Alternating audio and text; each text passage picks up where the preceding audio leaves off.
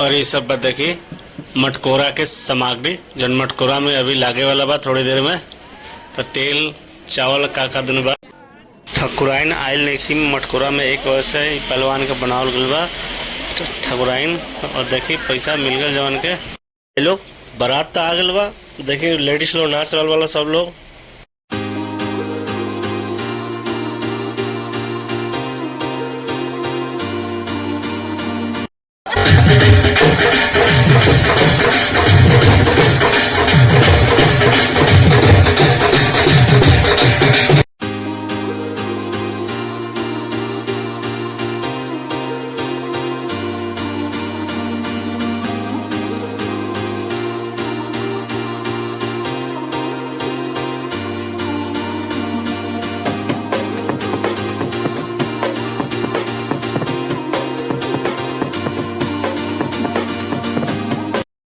भाई लोग जयमाला हो चुकल बा, देखी लड़का अब जयमाला पहना दिल बड़न। और देखिए आगे का होता। दोनों जने के जोड़ी काफी अच्छा बा और हम एज बा लोग दोनों जने।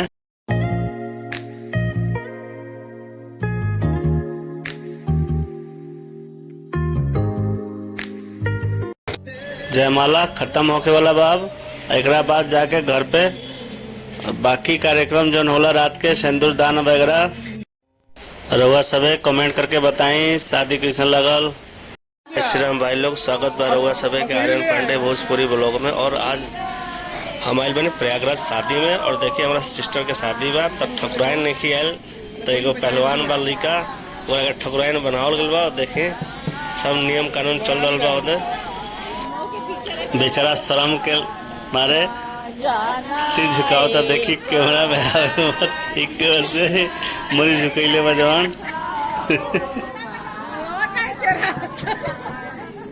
अरे कोई नहीं।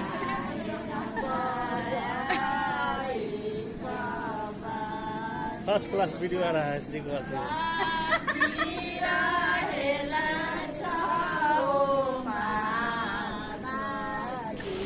और ये सब बात देखी मटकोरा के सामग्री जन मटकोरा में अभी लागे वाला बा थोड़ी देर में।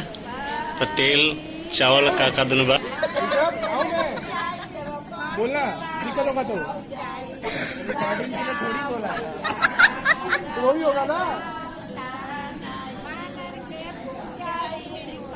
भाई लो अभी हंसी निकले वाला बा जवान के पैसा बैठा वाला बा। देखिए है जेब में चल गए। अब देखिए मुस्कुराहट।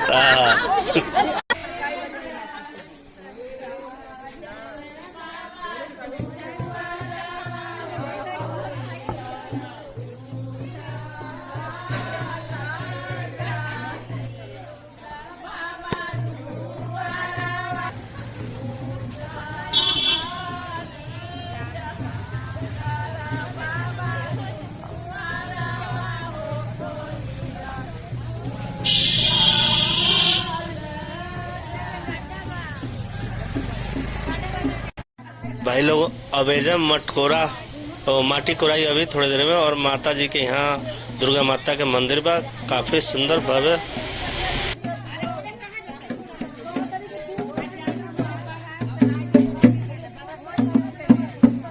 देख लो माता रानी के कितना सुंदर मूर्ति लागल बा, जबरदस्त काफी भव्य बा, काफी सुंदर।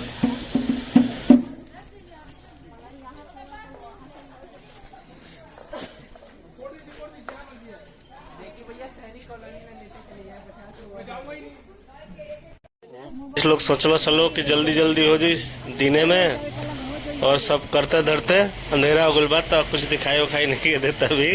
वही में माटी उटी करत तलो मोबाइल से देख के माटी कुरा रहा बा। देखी लो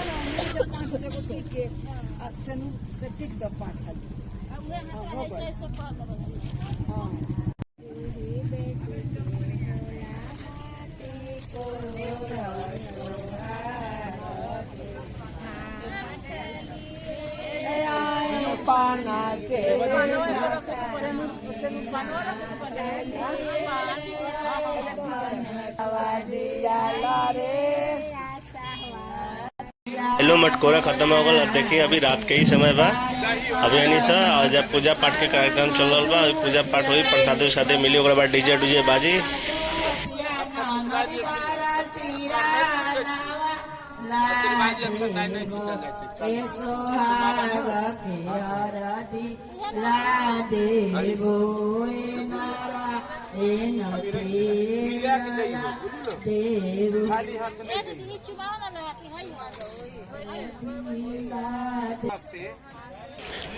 अभी विधि कोना चल रहा बा, पंडित जी करा रहा विधि, और देखी सब कार्यक्रम चल रहा बा। ओकरा बाद शायद डीजे डीजे बाजी।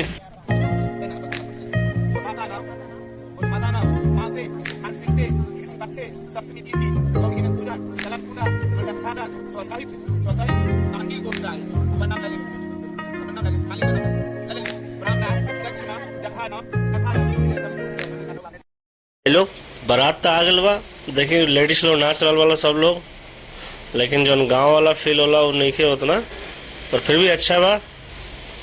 लेडीज लोग नाच रहा वाला, बारात आ गल बा। अभी दिखावत सब देखे डीजे सामने बाज रहा बा। कॉपीराइट की वजह से डीजे के साउंड नहीं सुना सकत। और देखिए लड़का के सामने गाड़ी आ गई बा, और ये सब लाइट वाला बालो डोए वाला लो। और देखिए लड़का अंदर बैठल बा गाड़ी में।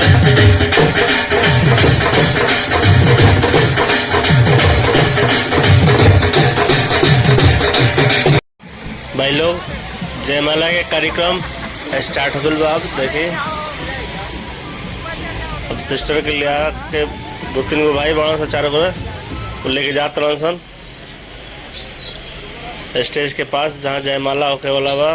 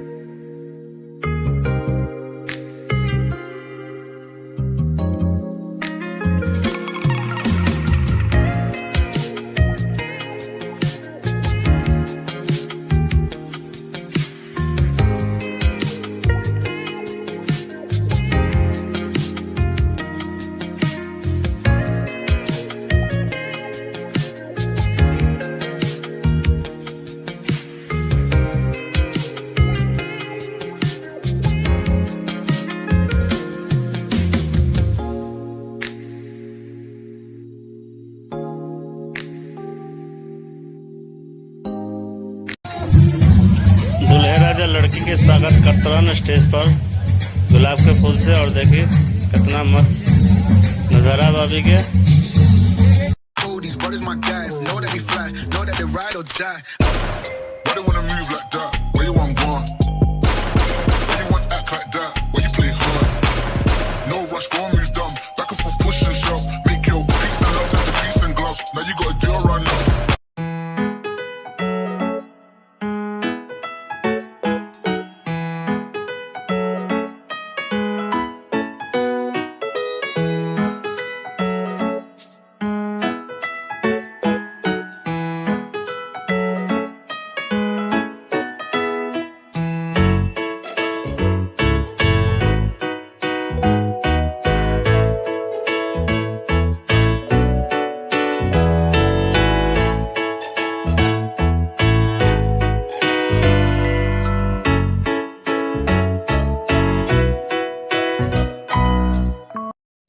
भाई लोग जयमाला हो चुकल बा। देखी लड़का अब जयमाला पहना दिल बड़न और देखिए आगे का होता।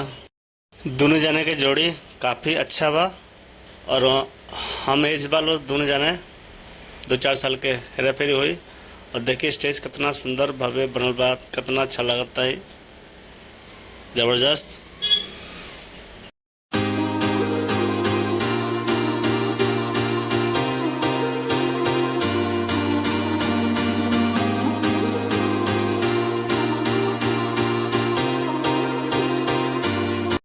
जयमाला खत्म होके वाला बा। अब एकरा बाद जाके घर पे बाकी कार्यक्रम जौन होला रात के सिंदूर दान वगैरह और सब वो जाके घरे हुई। रउआ सबे कमेंट करके बताई शादी कैसन लगल। और ये बात सामने दिखाई दे रहा बा नदी, जौन यमुना नदी है, जौन दिल्ली से चल के प्रयागराज होते हुए गंगा जी में मिलल संगम में। और वह सबे की ब्लॉग कैसन लगल वह सबे कमेंट करके बताई। जय श्री राम सब भाई लोग के।